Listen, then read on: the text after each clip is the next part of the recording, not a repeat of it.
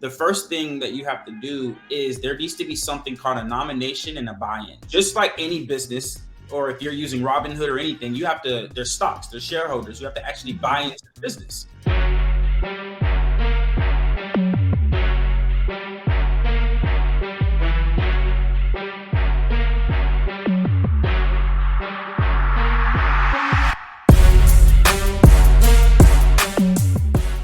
Welcome to another episode of Entrepreneurship Exposed, hosted by your guy Beez, where we talk about everything related to entrepreneurship, but with a twist of business acquisitions.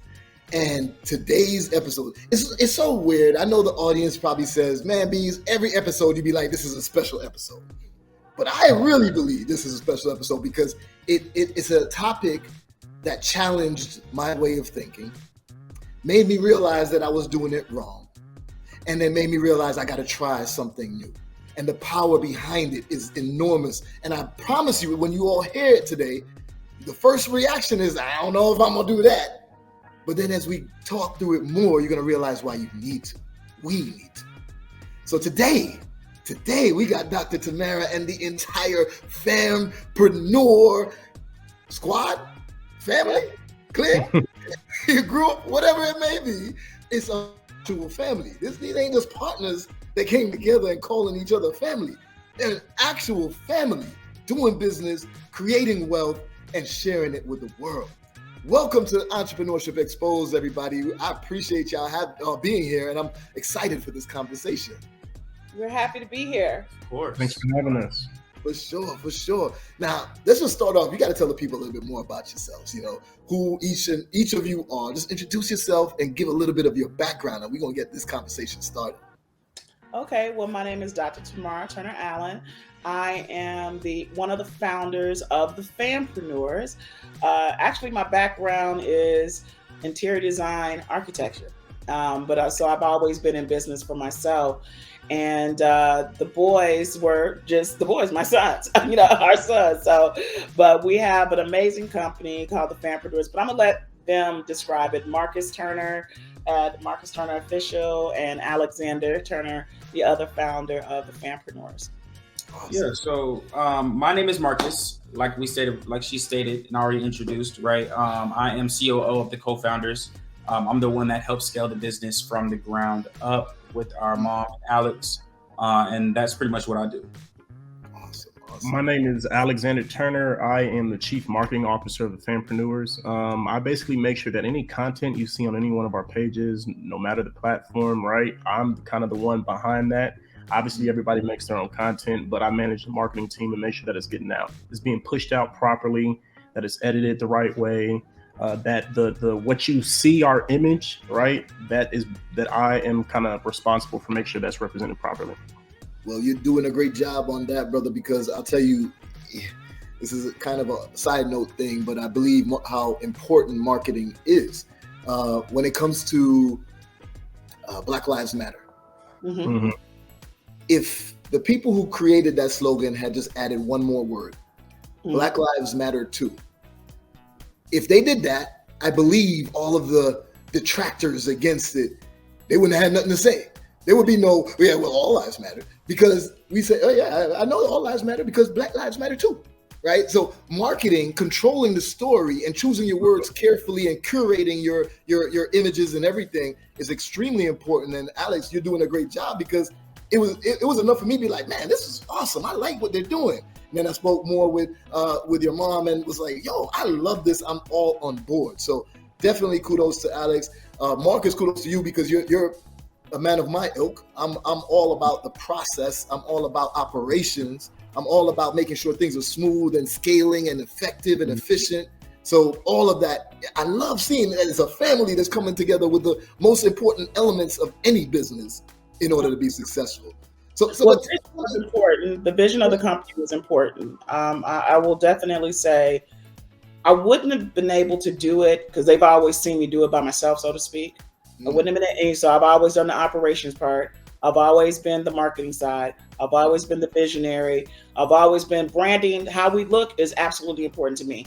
And that's where the design part. But it's like they took on that portion. It's like So you morphed into the operations. Alex morphed into the branding, and it's just like mind blowing to not have to do it all by myself, because being a solopreneur is not fun. I'm just, for me, it wasn't. And so being able to have them together so I can just continue with the vision, it's great. It's great. So sum up for me in a sentence or two or three, what is Fampreneur all about? Okay, before you get to the episode, I just wanted to take another moment to say thank you to each and every one of you for supporting the channel. Entrepreneurship Exposed is starting to grow like crazy, and it's all thanks to you guys. Now, if you like the content, like the information that you're getting, like the guest speakers, like all of the strategies, then the way that you can support us is by subscribing to the channel below. Now, after you subscribe, you want to make sure that you also like every video. You comment on it if you can.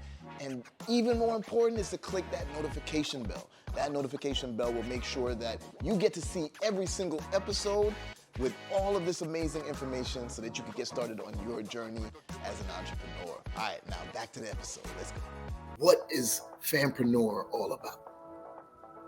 For sure. So the Fampreneurs is an amazing concept, right? So of course, Fampreneur stands for family entrepreneurs, right? But the whole gist of what the Fampreneurs are is a movement, right? It's not just a word that people just say, right? Another word that you could emphasize that we also have a part of the Fampreneurs is the Black Rockefellers, right? This is something that is a movement that helps family be able to work together, because the biggest myth is that you can't work with your family. So pretty much as a whole, we help Black and brown families build that family business, right? Through the asset protection, through the life insurance, through the trust. And in order to do that, our vision is really to impact and empower 1 million Black and brown families in the process.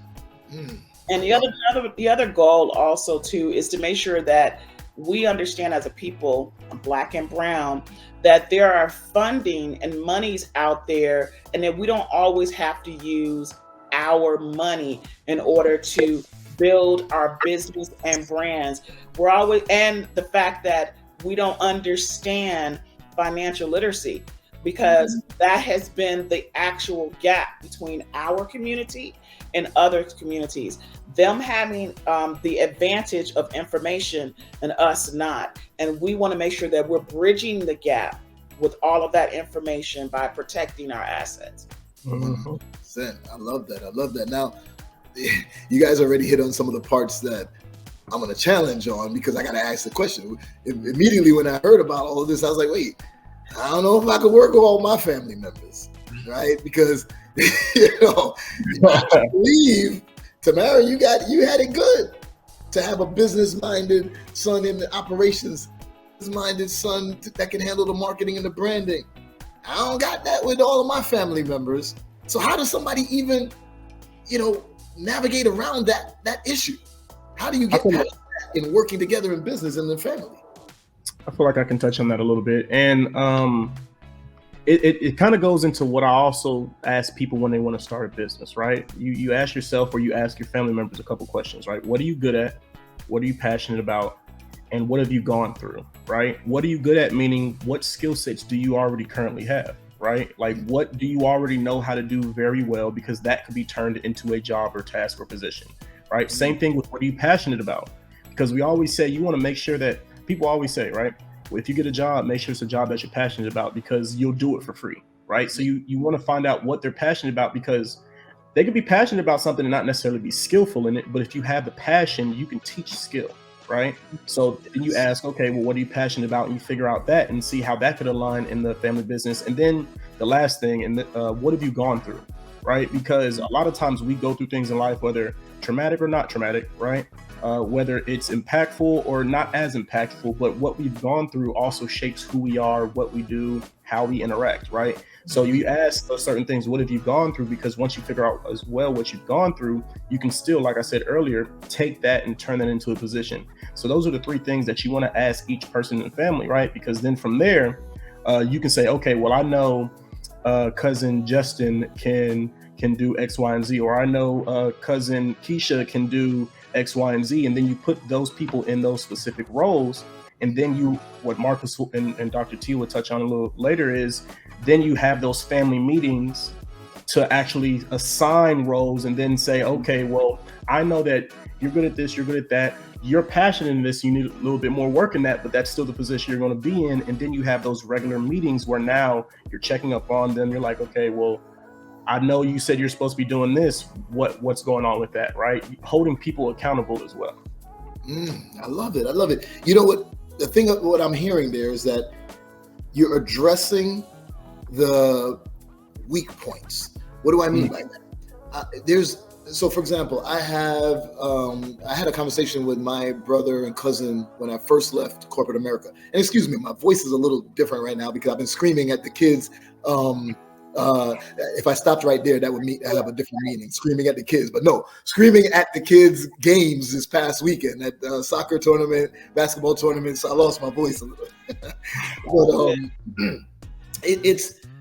you're identifying, as you would in any business, you're identifying the weak points and how to mitigate those weak points and how to put people in the right places in order to maximize their value and their contributions.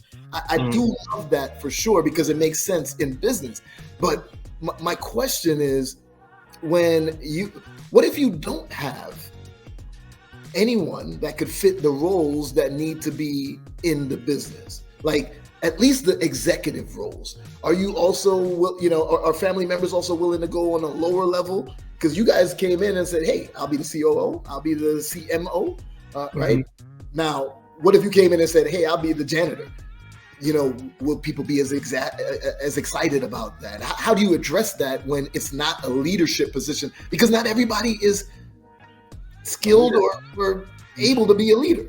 We have that situation, believe it or not. We are missing another component, and that's my husband. Their bonus dad. I remarried, and he is a person of service. So he's always, how can I help you guys?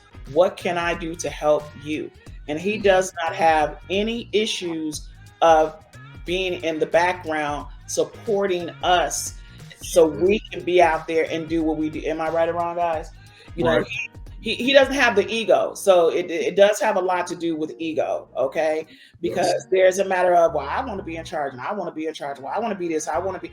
And in our situation, we don't necessarily have that situation, but in other families, there are going to be, you can't have 3 chiefs or 4 chiefs. Somebody has to be the Indian. And in our particular case, we actually have Indians in our family. Okay, we that don't mind us changing roles. We don't, so whereas there are times when I'm told that I'm the child. You act like a child. I think I'm told that at least. Hello. You're good. I think I'm told that at least it used to be every day. So I think now it's down to twice a week. Okay. It's down to twice a week. But I used to be told you're acting like a child. I'm like, no, I'm not. But and sometimes but we do separate. We do have to separate our family roles, like me being mom, him being the son, him being the son. We have to separate. This is business and this is family, and who's going to do what, because we all have our gifts. We all have our interests in other businesses that we want to do. Like Alex is NIL. He's NIL. Okay. He's name, image, likeness, branding, and marketing. Yep. So do we stop just because we have a family business? Do we say, no, Alex, you can't do that? No, we still have to individually have our own, but our family is the core unit. And that's what we break off in each, and believe it or not, when you realize what everybody's talents are, because sometimes it takes a moment to figure out the talent. Okay. That's when we say, okay, look, why don't you try this position? Because Alex was at a different position at first. And he tried something else, and he tried something else. And then he's like, then we're like, man, you're killing it on the branding side. And he flourished and turned into a whole business to his, NIL. So and can I add something on that as well? Yeah. So, and kind of to tie it back in as well with what you were saying, right? when Dr. T has said ego, right? It comes down to when you said, well, what if you have somebody in your family that doesn't want to be a leadership position, or maybe wants to be a janitor? You find people who have egos, because we all have a family member who has the ego and think they can do it all, right? That's fine. And that kind of goes into that question I asked earlier. Okay, well, if you feel as if you can do it all, what are your skill sets, right? And then let's just say we run into a family member who we look at their skill sets and it isn't a management position, right?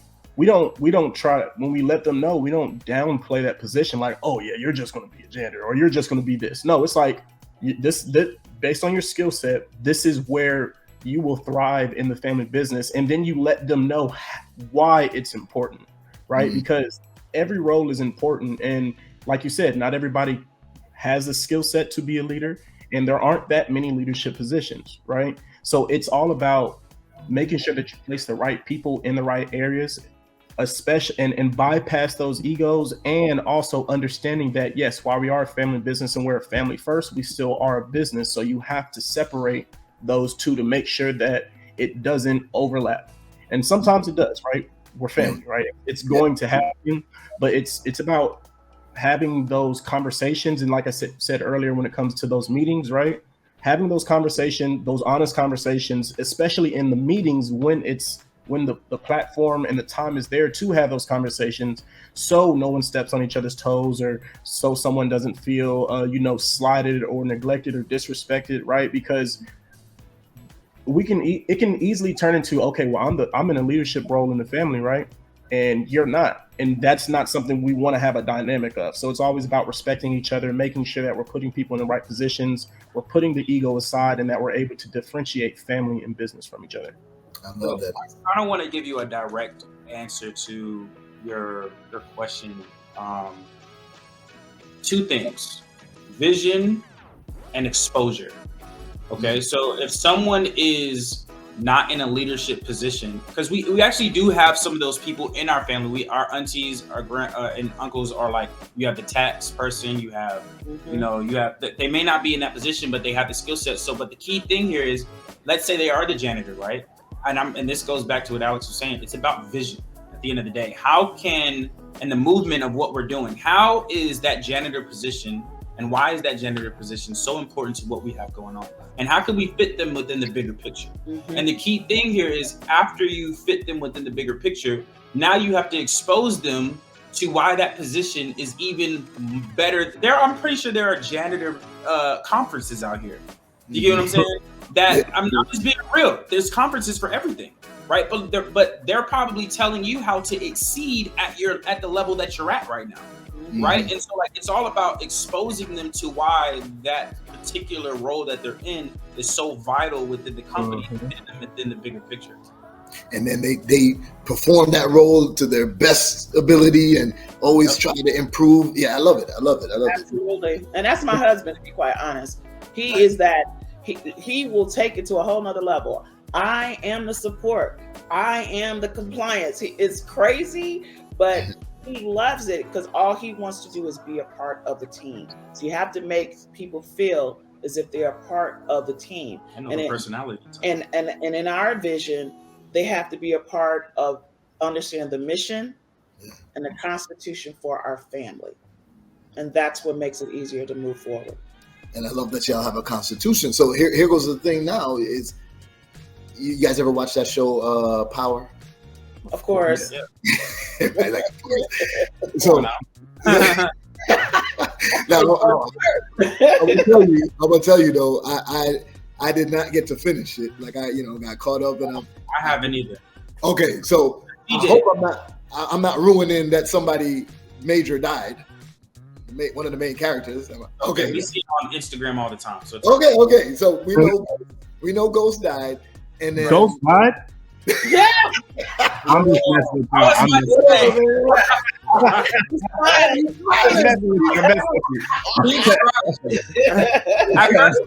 I was like, I know you're not that far behind. Like, that's information. Like, I'm just messing with you.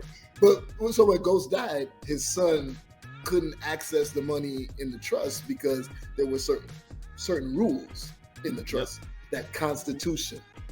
of the family, right? So I would assume, just like in regular business, in doing this family business approach, you not only are you trying to fit people in the best roles and doing everything that you mentioned, but you're also putting in controls in place to ensure the success of the business, because it is a business first and all of that. Now, every time I think of you guys, I think of the Rockefellers, right? And I think of what the Rockefellers did and the controls they put in place and identified that, yeah, we're going to include everyone in the business. I'm sorry, everyone in the family into the business. But we ain't going to, it's like trust and verify. We ain't going to just let cousin Shorty be able to, access the money and everything, because he ain't the most reliable person. So we put Pookie cannot be in charge of the bank, Beez. Pookie cannot be in charge of the bank. You see, there we go. So what type of controls did you put in place? Similar, especially if you want to relate it to like how the Rockefellers did, where it's like, okay, we replenish the trust through insurance policies each generation. No one can access it unless they have XYZ already done first. Everybody gets access to at least their first house, a deposit for their first house. It's just giving everyone in the family a head start. But what you do beyond that, you need to do XYZ first or anything. Do you have controls like that in place as well? Yeah, so it goes in two. I'll back up. I'll answer the question in two ways, because we have to back up for a moment, right? Before we even get to the houses and the insurance policies and whatever, right? The first thing that you have to do is there needs to be something called a nomination and a buy-in, right? Mm-hmm. So just like any business, or if you're using Robinhood or anything, you have to, there's stocks, there's shareholders, you have to actually buy into the business, right? So that could either be through you investing into a permanent life insurance policy and putting that within our family trust. That's buying in. That's an investment into our family trust, right? And or it could be you put a certain amount of money within the family trust, whatever that minimum amount is that allows somebody to be able to get into that family trust. But before that, you have to be nominated. You can't just be, not everybody can join. Like you said, Pookie ain't in charge of anything. Pookie can't do nothing. You get what I'm saying? So we have to nominate to see if Pookie is actually the real deal, if he could actually be in the family trust or not, right? So those are like certain things that you don't have no cousin Pookies, thankfully. Yeah, facts. Everybody got one in their family, so they understand. So you got the nomination, you have the family buy-in, and then you go into the Constitution, which is having certain what they would call we do more of a hybrid family office structure more than like a single family office, right? Mm-hmm. Which is leveraging virtual like technology in order to actually run our business. But you would use the Constitution and actually have what they would call a virtual CIO, a virtual chief investment officer, right? To actually consistently run your business throughout, if that makes sense. Mm-hmm. Definitely. I like that. And it's interesting because somebody just, I'm sorry, but he's talked about the waterfall strategy, because that is correct. Mm-hmm. The waterfall strategy is when everybody in the family, as soon as they're born, has an insurance policy. Mm-hmm. And the thing is, that strategy is the same thing that the government does when a child is born. And that's the main reason why the birth certificates are in play, so they can acquire a life insurance policy on every single human being on this planet. Mm-hmm. That's located in the United States. And people don't understand that. So it's like, if the government is doing that, then why shouldn't you be doing that? You're creating a life insurance company within your own family.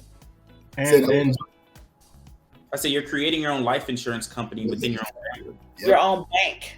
Yep. And just for the people who are watching and don't know exactly what the waterfall strategy is, it's very simple. Let's just say you have a family and you create that family trust.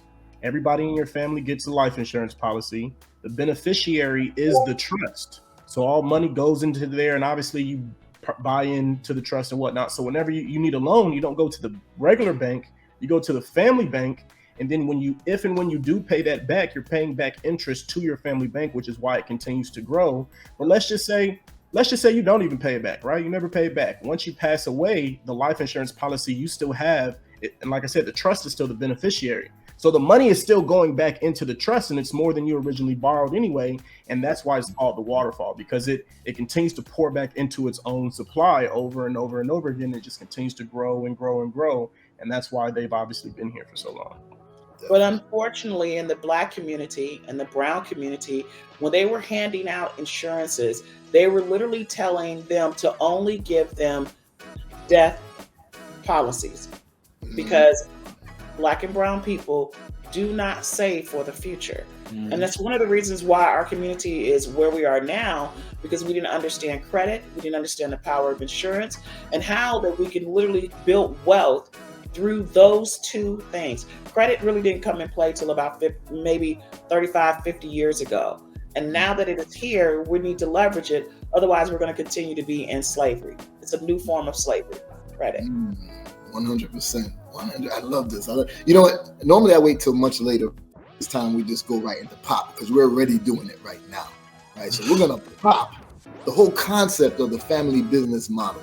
Right. So I want y'all to run down and frame everything under the pros of doing this, the opportunities that exist or are coming up, why everybody should be focusing on it right now. And most importantly, the problems, the things that, hey, you're going to face these problems, but there's ways to navigate around it. Right. So what would you say is the major pro of doing this, which you kind of already touched on? I'll start with that, and then I'm gonna let them. The major pro is where the issue comes in on is you thinking that you can do it by yourself. The benefit of having your family is everybody coming up at the same time. And when you can show, look, we all need to be having 750 credit scores. We all can have access to this money. And then guess what? You can do a business, and you can do a business, and you can do a business, and you don't necessarily have to be an employee. So when we don't have a crab in a barrel mentality, and everybody can come up together, and so you ain't Pookie and Ray doing a good job, but Pookie over here saying, well, I ain't got because Ray got. But we're all on the same playing field. And if everybody's on the same playing field, the reason why we have problems is because of stress. So let's reduce the stress. Let's reduce the hate in the family. Let's ease some of the money problems. And guess what? We can come together and come up as a family. Marcus? For sure. So Alex, let me ask you this. You want to do the opportunities, or you want to do, is it the problem that's next, Beez? Yeah, opportunities and problems. Which one you want to do, Alex? Opportunities and problems? I'll do the opportunities, right? So the opportunities of having a family business are enormous, right? So I can touch on some, and I know Marcus is even going to touch on a little bit more after the fact, right? But the number one thing is this. The biggest opportunity there is that you create a better family bond, right? Because it's obviously good to have, money, you're making money with family, this, that, and the third, right? But the biggest opportunity is that you're able to create a family bond, and you're also able to start learning more about your family history and your heritage, right? Because when you're creating a family business, it's not just about starting the legacy now.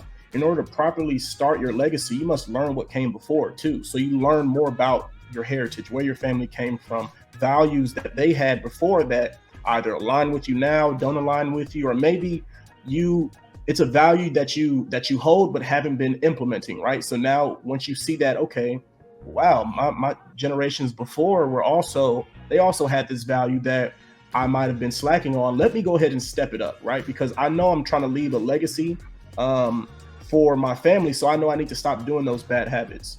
It's crazy because my cousin actually came over yesterday, surprised us, and I was talking to her for maybe 2 hours, and one of the things he was saying is basically, it's crazy how a lot of families aren't always involved with each other, but they still have love from a distance, right? And that's all fine and dandy, but if you can start building more within and actually allowing more people to see each other more often, learn from each other, right? Then it builds more of a community-based, and not just family community. It's like it starts pouring over outwardly into the community as well, right? Because usually your family is all spread across the country, the world, wherever the case is, right? So when you start including them in the family business, they start learning, and then obviously they're going to start telling the people in their immediate surrounding the information that they're learning as well, right?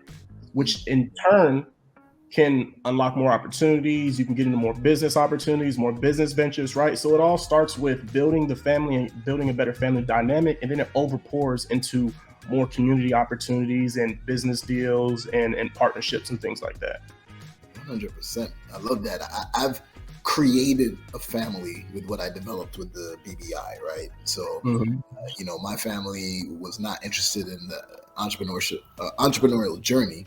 And I just kind of gave up and was like, all right, fine, forget y'all, let me move forward. So I created, and everything that you just stated is exactly what's happening with it, leading to more opportunities. Everyone's reaching out. So I would have loved if I could have done this with my actual blood family as well. But I'd like to say to everybody that's listening that if you're not able to replicate what the Fampreneurs are explaining within your own family, it still doesn't mean you stop. You can still create a family as well. Right? Absolutely. You have friends and family. You have friends that you are actually more family with than your own blood.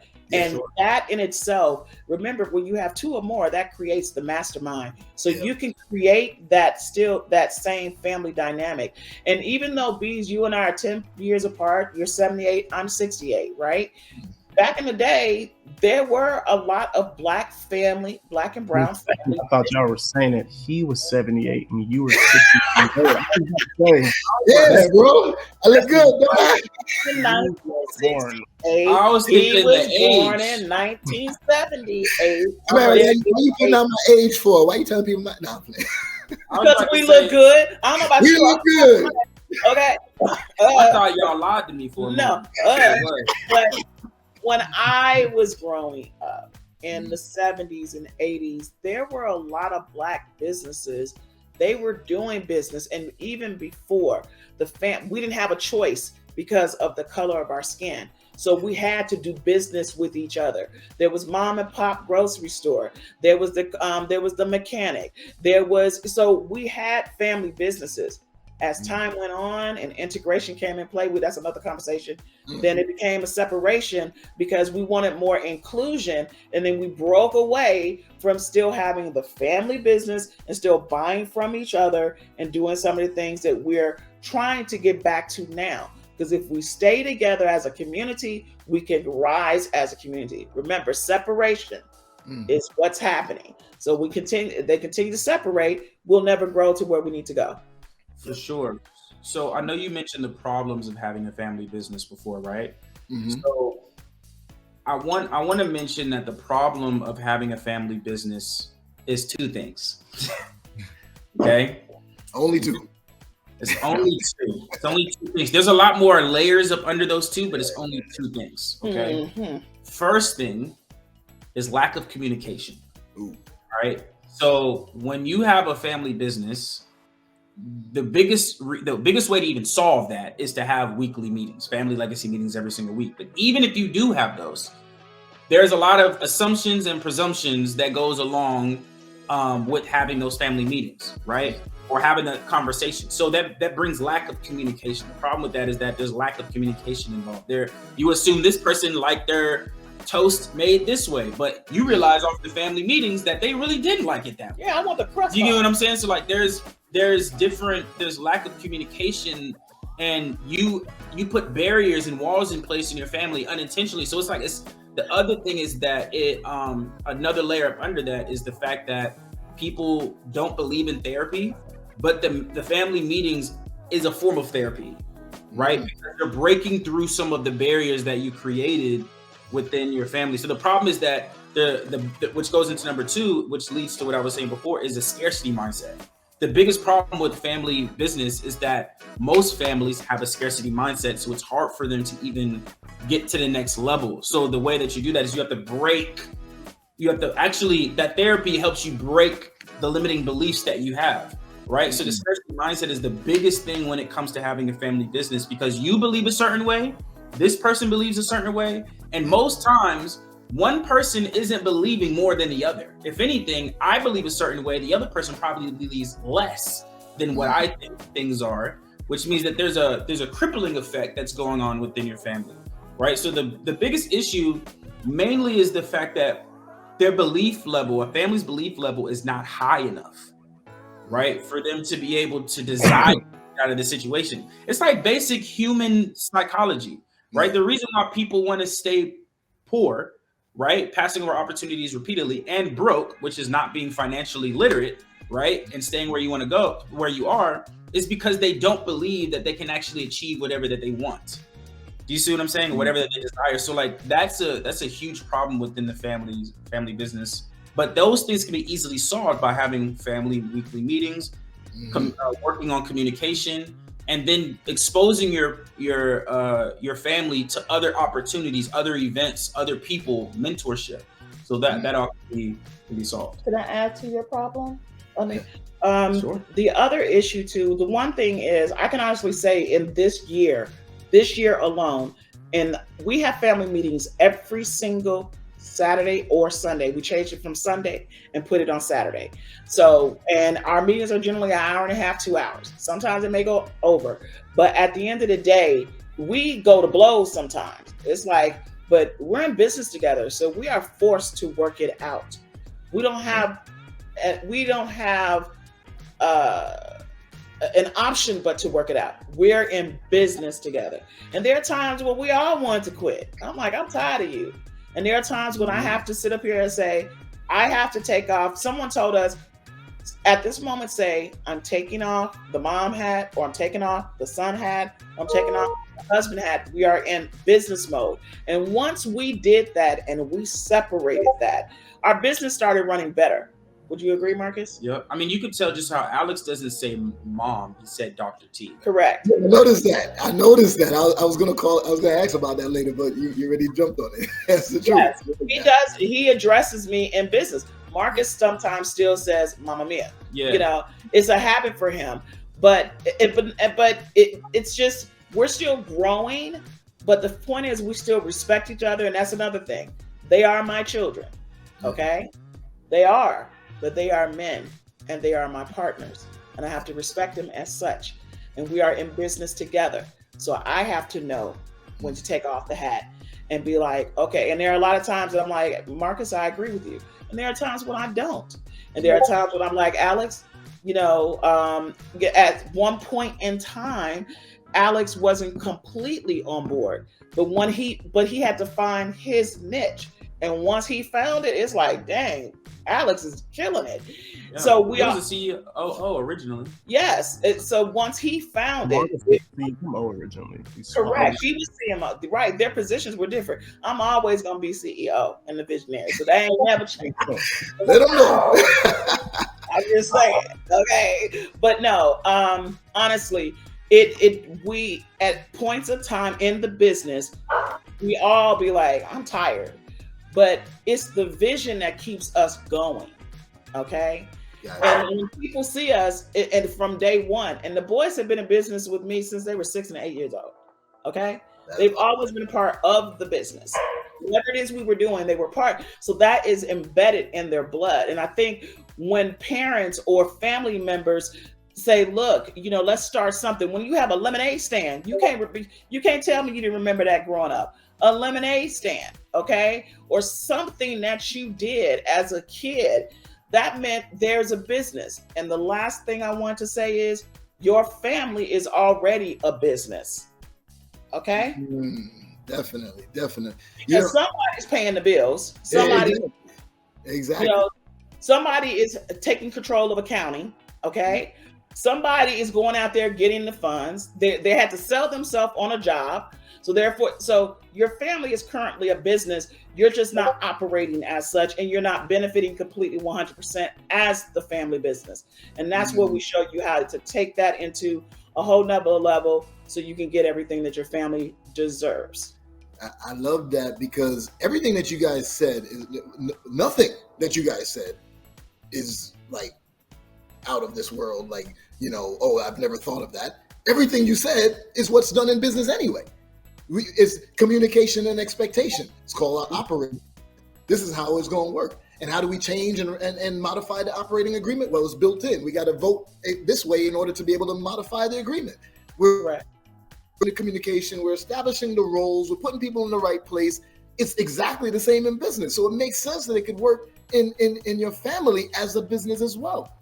Now, I did have a couple other things I wanted to say, but I know that Alex, you got to go soon. So before you go, I wanted to present something to you guys. And then if Alex leaves after that, because we're going to get him to smile again, then we can still continue a little bit after that.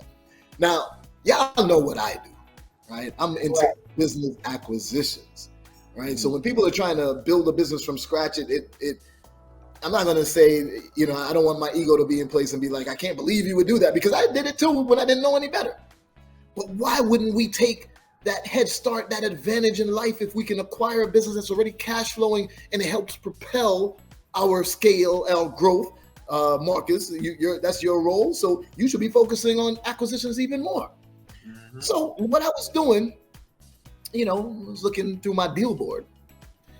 I was like, I loved what you guys created at InvestFest with the Bridgerton stuff. Black royalty. It was dope. Yeah, that was awesome. So team, I want to get a gift up on the screen for the Fampreneurs really quick. Let's choose the one in New York first. Please look for the one in New York, and we're going to get that one up on the screen. Because I came across something and I said, you know what? Wow, this might be interesting right here. Now, what I'm showing you, it's hard to see because of how we got the 4 different panels. But see if you can scroll up to the top, guys, up more. There we go. So this first one is a business that we found, an exhibit designer, builder, and fabricator. And they design like those things, like the boots and stuff at conferences and things like that. They create these things. They design it, build it, everything. What you guys did, I don't know if y'all did it custom on your, we built that booth ourselves. Lord. So y'all deserve a business like this that you could get that head start. You already have the skill set, and now you're gonna walk into something that's huge, that's already been doing it for years. You can see this one was established in 57? 57. You can see that they're doing 8.1 million in top line revenue, gross revenue. You can see that they're keeping almost 2 million in cash a year.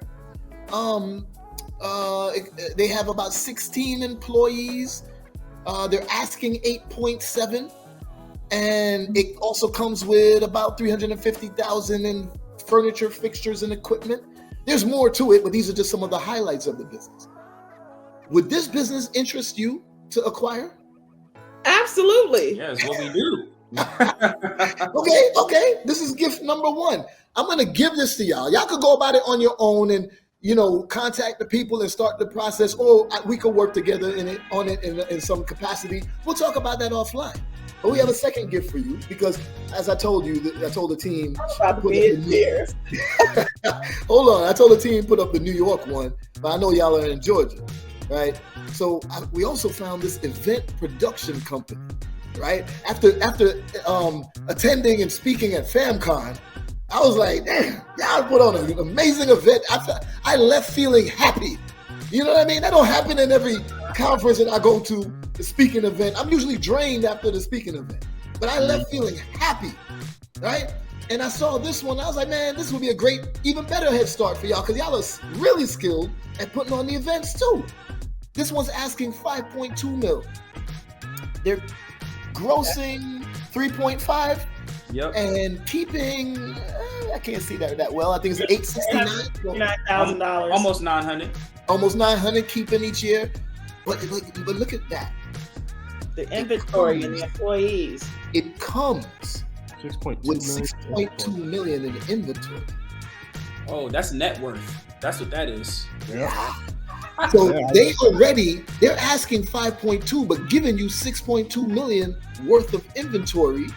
And there's certain creative deal structuring we could do with this to get this type of business for you with little to no money out of your pocket using an LBO. On top of that, it comes with 46 employees. No, that's what I looked at. You mean I don't have to do nothing? I don't have to do nothing. And you know me, I like to call myself productively lazy. Okay, I get paid and do nothing. That's what I like. Or little activity. There we go. Please, so make me cry. Hey, listen. That's a steal right there. That's a leveraged buyout for sure. That's a steal. Oh yeah. This was the main one for you guys. But then when I saw the other one, I was like, I know it's in New York, and I hate acquiring in New York. But damn, that's a good one for y'all. Let's show what you guys did with the booth at investments. So listen, team, you can take it down for a second. My whole point is I wanted to show y'all these as two. Did we get Alex to smile? I wasn't looking because I was paying attention. I think he's smiling. Alex, there you go. Team, we got serious. Put him up there. There you go. There you go. Beez, I gotta tell you. Alex is happy because that means he gets to travel more. Trust and believe. Okay? Yeah. I'm surprised he didn't show his teeth on that one. Trust and believe. If he don't have to do as much work and he can tell everybody what to do, he's happy. There you go. There you go. This is where his personality types. Alex is what you would call a bossy individual. Yes. So when you give a person a role that fits their personality type, you're running. And if you look right here, where is it? I saw, let me put it up. There we go. Britt in the audience said, business acquisitions means that you're buying cash flow. You don't have to be buying a job. Because the way that we do it, we're acquiring businesses that are cash flowing already, and they have employees already. They have a process in place already. Right, so you're walking in and saying, some people acquire that business, that same exact business, and they say, okay, cool, I'm gonna be the CEO, I'm gonna work it, I'm gonna make it grow. But if there's that much revenue in the business already, that much profit in the business already, why not spend $100,000 and hire a CEO, and you can sit back like what Markus said, and what do you call it? Productively lazy. Productively lazy, right? Because you got a CEO that might be better than you. You could go hire that Ivy League CEO, put them in place because the business already has cash flow, right? And I'll take $50,000 just to sit and just watch. We'll take $50,000 to sit to watch and let the other money do what it needs to do for the business. We're okay with that, you know. Yes. You know, I loved what you said at the event, and for people that weren't at FamCon, they should have been. But I loved what you said. You had corrected me and you said, oh, I don't own businesses, but I have equity in a lot of businesses. I really paid attention when you said that. I was like, that's a different mindset to think of when acquiring businesses. Instead of you just saying that because there's different ways to buy a business. You know what I'm saying? You can have consults of equity. You know, you could, like you said, an LBO. I mean, people sell things for roll-ups nowadays. What's the guy the black guy who's now a billionaire? Alex's friend. Yeah, like that's all he did was. It's just crazy. It's just crazy how. You talking about Robert Smith? Yes, Robert Smith. Yes, I said Robert F. Smith. No, I didn't hear about that. I need to say this one point before Alex gets off real quick, because it's something that you said, Beez. Why wouldn't people buy businesses that are already giving you revenue? And why is it that you think that your ego has to say that I am the owner? Part of it is fear, okay? And the other part is validation. They want to be validated, and they're operating out of fear. And some people are afraid of success. So as Markus calls it, imposter syndrome. Yep. I made my first million at 32, and that's from having a traditional business. But if I could have set up an LBO to business and sat back and reinvested and bought another business and sat back and re-bought another business, I would have been given more, doing more in the community instead of just working my business or working my job. I'd rather be helping the community get to where they need to get to and still moving forward. So, but it's fear and it's validation. And that's the reason why people don't buy businesses that are cash flowing. There we go. So Alex, I know you got to run, and we're going to start to wrap it up anyway. But if you do have a few more minutes, you can stay on and as we wrap up. But if you wanted to get off right now, is there any last words that you'd like to say? Last words I'd like to say is don't be fearful, right? Well, actually, let me take that back. Be fearful, right? I know that's a big 50-50, like a complete 180 switch, right? Be fearful, right? And the reason why I say be fearful is because there's always something great on the other side of fear, right? If whenever you've been fearful of something, whether that is when you were a kid and you were trying something for the first time and you were afraid, or whether you were first starting your business, or whether you first wanted to go up and talk to that person that is now your forever person, right? There's always something great on the other side of fear, right? So it goes into being comfortable with being uncomfortable, right? Because I promise you, if you push past that fear, for one, you'll break down a wall that you didn't know you had, right? And then two, you'll be rewarded, because even if, let's just say you push that past that fear and you fail, you still learned a lesson that will make sure you don't fail the next time, right? And then there's always something positive that comes from that result. Yes, 100%. We don't lose, we learn. We either win or we learn. Let's go. I love it, man. Listen, if you do have to go, it's been a pleasure having you on here, brother. I love what you all are. I'll keep going a little bit longer with what did he refer to you as? Dr. T, right? He calls you Dr. T. Dr. T, Mama T, Dr. Tam. You got so many names. They done gave me I so can't many even names. keep up. But it's so important, Beez, for the Black and Brown community to understand that we have options. Yes. And the internet has allowed us to acquire the information, sometimes maybe misinformation. But when you find the right information and you're able to execute on the information, you have an opportunity to change the trajectory of your family. And we have to get out of this mind. It's all about me. Blah, blah, blah. We need to get Alex back on so we can show our little fam shirts. But I got both up too, because hey, let's get it.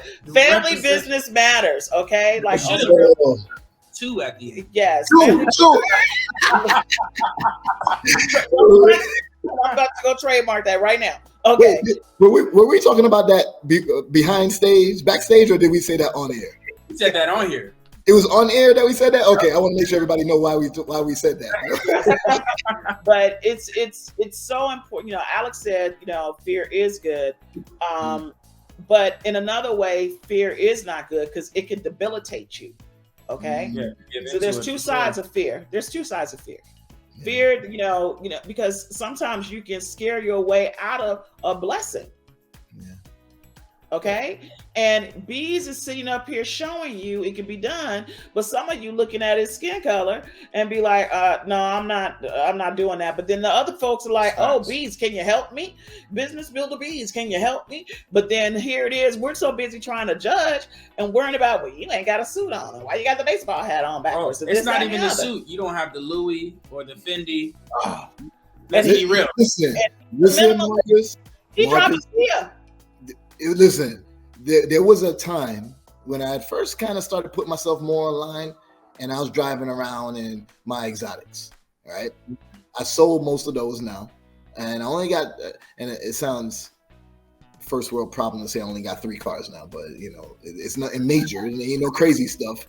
You know what I'm saying? It sounds first world problem, but for real, you know what I'm saying? I got rid of them because it was attracting the wrong people, right? In 2020, let me ask y'all a question. Who's the richest man in the world? To be honest, it's really Elon Musk, to be quite honest. And Marcus, what would you say? Would you say Elon too? I'm gonna say me. Well, no, this ain't no trick question. I'm serious. Like monetarily rich. Right, monetarily rich. What's his name? Mansa Musa? Well, he's not. That was the richest man in history. Was Mansa Musa. Oh, so we saying currently? Yes, currently. Yeah, we're gonna go with Elon again. Yeah, because what folks don't realize is what his family is worth billion. 400 billion. But let me explain why. And I see Britt know me well because Britt in the audience just put exactly who I was going to say, right?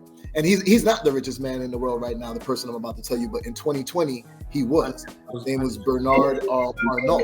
Right. And most people hear that and they're like, oh, I thought it was Elon. Oh, I thought it was Jeff Bezos. Oh, I thought it was Bill Gates. Oh, I thought it was Warren Buffett.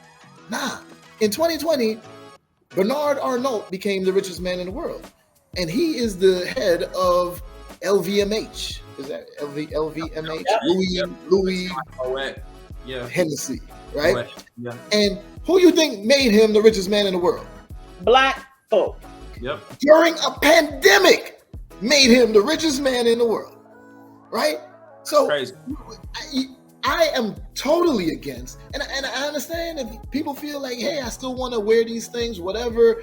And somebody else speaking to was like, yeah, but you know what? There's a lot of black people employed by it. I was like, oh, okay, come on, whatever. I understand there are, but my point is, we focused on luxury brand items during a pandemic when everybody's suffering, made the owner of that person, of that company, the richest man in the world. And you think that our community is strong? I only wear my brand. I only wear this right here. But you know what? I will wear this too, because these are the things, these are the brands that matter, right? They matter too. But Right. you know what I'm saying? But my point is, you know, I've given up on having that battle with everybody, because most people in our community feel, I still want to wear my Louis and my Gucci and this and that. And if they don't see me wearing it, they're like, yo, I don't know if I should trust if you're really making money. Like, you may own these businesses, but I don't know if you're really making a lot of money from them. You want to see profit and loss statements? Because I mean, I can actually give you legitimate things. You know what I mean? Evidence. Best evidence. I think people are starting to revert a little bit though now when it comes to, it's like, look, let me pull it back. Somebody said to Marcus, oh, you need to buy you a BMW. Marcus drives a Kia. It's a couple of years old. He buys a Kia. He's a minimalist. He only generally wears black, beige, blue, white. I mean, literally, okay? And he's like, I don't need all of that, and I don't need to flex to validate for you to show that I know what I'm talking about. I put in the work. I did the work, okay? The thing to add on to that, Will Smith said something that was so important at an Ellen show. He wore a lot of like basic stuff that she was saying, but he had stuff for him. Right. So he lifted up his vest. He had a vest on the shirt. He lifted up his vest, and it was a Louis Vuitton or whatever belt. But you didn't know that it was the belt. It was because it wasn't for them. Yes. It was for him. And so like that's how I am. I'll buy the Louis and the Gucci and all that. I have a Gucci shirt upstairs that I only wore twice. You know the Gucci shirts that say GGG all over the shirt? Yeah. I like that kind of stuff. I'm not a big fan of it. My friend gave it to me and I was just like, I'm not gonna ever really wear that shirt. Yep. You know what I'm saying? So like that's just me. That's just how It's the same thing. With his dad though, if we didn't buy them when they wanted it, we were like, no, because that's not going to be who you are. You know, name brand this, name brand that. It's they had some things, but we didn't want to place value on that, and that's what's happening in our community. Everything is placed on, every time you come around the city, bling bling. We don't have to do that. Yep. And I think it's key. I think it was actually all of you mentioned the aspect of mindset in one way or another, and that is a key thing that we got to do, right? It's about our mindset, because when I look at it, I mean, I got a Rolex, but I wear my Apple Watch religiously. Why? Because I'm concerned about my health. Because I'm concerned about, I want to track my steps. I want to go in the gym and see my workouts. I want to see all of that. That's more important to me than who's the Rolex for? Me? No. That's for everybody else to be like, oh, you got Rolex. I don't care about that. Right? So that mindset shift is extremely important. Right? Yeah, because we could have did all that. And when people ask, what did I say, Marcus? I said, hey, y'all want to go to Dubai? It was literally, I said, you want to go to Dubai in 2 weeks? They were like, yeah. You want to go to London? We're going to Paris. We're going to Egypt. We're going to Africa. That's what our experiences are.